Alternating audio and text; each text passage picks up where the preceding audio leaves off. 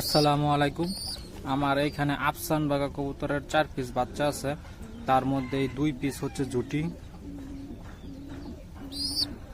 এই যে 1 পিস,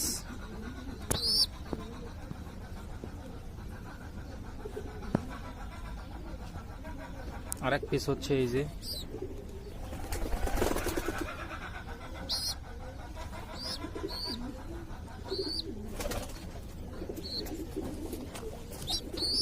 আর এইখানে 2 পিস বাচ্চা আছে।